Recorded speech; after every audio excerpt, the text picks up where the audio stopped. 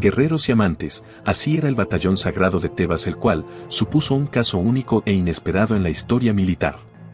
Este cuerpo de élite estaba conformado por amantes homosexuales, aprendiz y maestro, quienes se convirtieron en una de las tropas más temidas de la antigüedad porque, a decir Plutarco, la unión entre amantes aumentaba su capacidad combativa.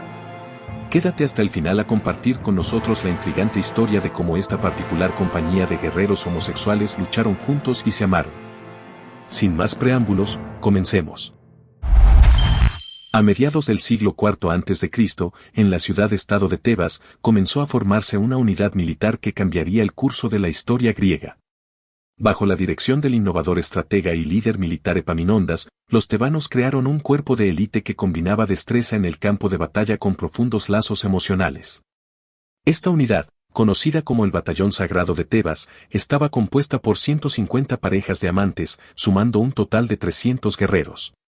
El Batallón Sagrado reclutaba a hombres jóvenes de entre 20 y 30 años, generalmente parejas de la misma edad. Se creía que estos hombres lucharían con mayor ferocidad y lealtad si lo hacían al lado de sus amantes. Esta singular estrategia resultó en una fuerza militar temible, capaz de presentar una férrea resistencia y luchar con determinación inquebrantable. El equipamiento militar de los miembros del batallón sagrado seguía el estilo de los hoplitas. Cada hoplita portaba un escudo redondo, una lanza larga llamada dori y una espada corta para el combate cuerpo a cuerpo.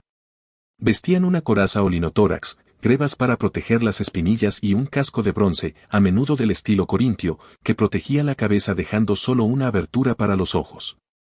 El entrenamiento del batallón sagrado era riguroso y constante, diseñado para mantener a sus miembros en excelente condición física y con un alto nivel de habilidad en el combate cuerpo a cuerpo.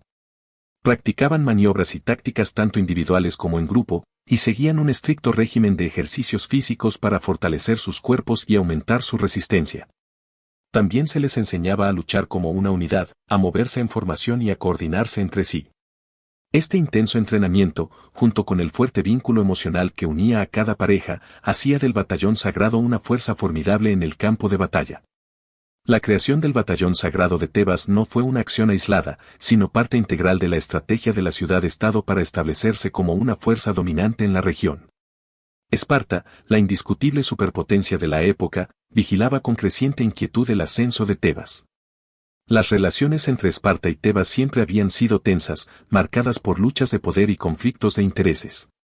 Sin embargo, tras la formación del batallón sagrado, la tensión aumentó a un nivel sin precedentes. Esparta, que se jactaba de su exclusiva superioridad militar, veía en el batallón sagrado un desafío directo a su hegemonía. Esparta se había aliado con otros estados de la región para formar la Liga del Peloponeso, mientras que Tebas lideraba la Liga de Beocia, una alianza defensiva de varias ciudades-estado de la región de Beocia. Estas alianzas aumentaron aún más las tensiones y rivalidades entre las dos potencias. Los espartanos, conocidos por su agresiva política exterior, tomaron la creciente influencia de Tebas como una provocación y se prepararon para una confrontación. Aunque Esparta inicialmente intentó desestabilizar a Tebas mediante tácticas políticas y embargos económicos, pronto quedó claro que la contienda se decidiría en el campo de batalla. La intervención de Esparta en una disputa entre aliados de las dos ligas finalmente provocó el conflicto. Desafiando las normas del derecho internacional de la época, Esparta atacó la ciudad de Oropos, un aliado de Tebas. Este acto de agresión fue el último paso en la escalada hacia la guerra. La respuesta de Tebas no se hizo esperar. Con el batallón sagrado en la vanguardia, se prepararon para enfrentarse a Esparta en un enfrentamiento que definiría la futura estructura de poder en la Grecia clásica. Así comenzó el conflicto que conduciría a la legendaria batalla de Leuctra, donde el batallón sagrado se enfrentaría a los temidos espartanos. El amanecer en las llanuras de Leuctra era tranquilo, sus dorados campos de trigo susurraban bajo la brisa matinal. Sin embargo, ese sería el escenario de un enfrentamiento que quedaría en los fastos de la historia. En una orilla, la imponente falange espartana, formidable y temida, un muro de escudos y lanzas alineado con precisión militar. En la otra, el batallón sagrado de Tebas, un mar de hombres que compartían no solo su valor y habilidad, sino también su amor y devoción. Epaminondas, líder de los tebanos, dio la señal para avanzar. Al frente estaba el batallón sagrado, su formación compacta y disciplinada desafiando a los espartanos. Acostumbrados a la superioridad, los espartanos recibieron el desafío con una feroz carga. Los hoplitas del batallón sagrado, con sus lanzas en alto y sus escudos firmemente sostenidos, enfrentaron la primera oleada de espartanos con una resolución indomable. El estruendo del choque se elevó sobre el campo de batalla y la tierra tembló bajo el peso de la confrontación. Las parejas del batallón luchaban codo con codo, protegiendo mutuamente sus flancos mientras sus lanzas buscaban cualquier debilidad en las defensas espartanas. Cada golpe asestado, cada escudo levantado y cada grito de guerra estaba imbuido de una determinación inquebrantable. No solo luchaban por Tebas, sino por el hombre a su lado, su compañero, su amante. Los espartanos, aunque valientes y disciplinados, comenzaron a flaquear bajo la feroz resistencia de los tebanos. El batallón sagrado, sin embargo, permaneció inquebrantable. Cada baja que sufrían solo servía para encender su resolución. Con cada choque de espadas y cada rugido de desafío, el batallón sagrado demostró que no eran solo una fuerza a tener en cuenta, sino una amenaza directa para la hegemonía espartana. A medida que la batalla avanzaba, los espartanos se dieron cuenta de la terrible verdad: estaban luchando contra hombres que no solo eran sus iguales en la batalla, sino que luchaban con una pasión y una devoción que ellos no podían igualar. En la tarde, con el sol declinando, la victoria de los tebanos fue indiscutible. Los espartanos se retiraron, dejando el campo a los vencedores. Aunque la victoria había tenido su costo, el batallón sagrado se mantuvo como el símbolo viviente de la resistencia de Tebas y la prueba de la visión de Epaminondas. La batalla de Leuctra marcó el comienzo del declive de Esparta y la ascensión de Tebas como una gran potencia en la Grecia clásica. Pero incluso en medio de la celebración, la sombra de los futuros desafíos ya se cernía en el horizonte.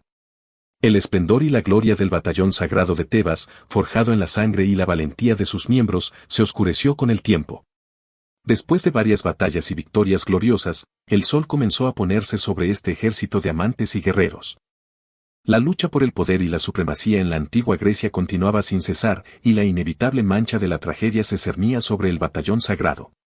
Fue en la batalla de Queronea, en el 338 a.C., que el destino finalmente atrapó al batallón sagrado. Aunque los tebanos se enfrentaban al imparable avance de las fuerzas de Filipo II de Macedonia, padre del futuro Alejandro Magno, el batallón sagrado se mantuvo firme, decidido a luchar hasta el final. En la fresca mañana, el batallón tomó su lugar en el frente de las líneas tebanas, como siempre lo habían hecho.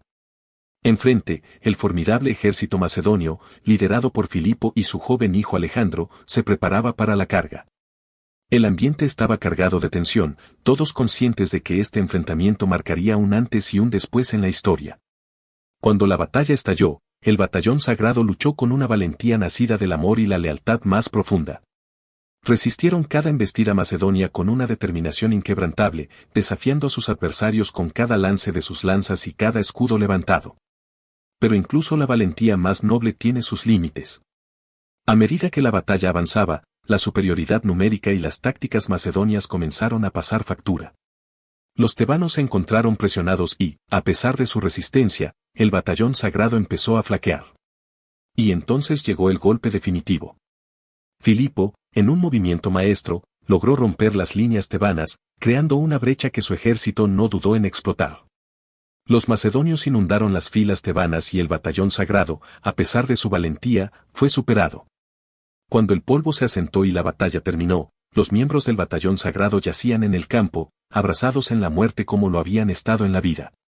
Habían luchado hasta el final, nunca abandonándose el uno al otro, incluso en la cara de la derrota. La batalla de Queronea marcó el fin de la independencia de Tebas y del batallón sagrado. Sin embargo, a pesar de su caída, su legado perduraría. El recuerdo de su valor, amor y lealtad se mantendría en los anales de la historia, como un brillante testimonio de lo que es posible cuando el amor y la valentía se unen en el campo de batalla. Su historia, aunque marcada por la tragedia, sigue siendo una de las más nobles y conmovedoras de la antigua Grecia. Así llegamos al final de esta intrigante historia militar, pero a la vez una emocionante historia de amor. Si estás interesado en conocer historias similares, por acá arriba te dejamos 2 videos más que cautivarán tu atención.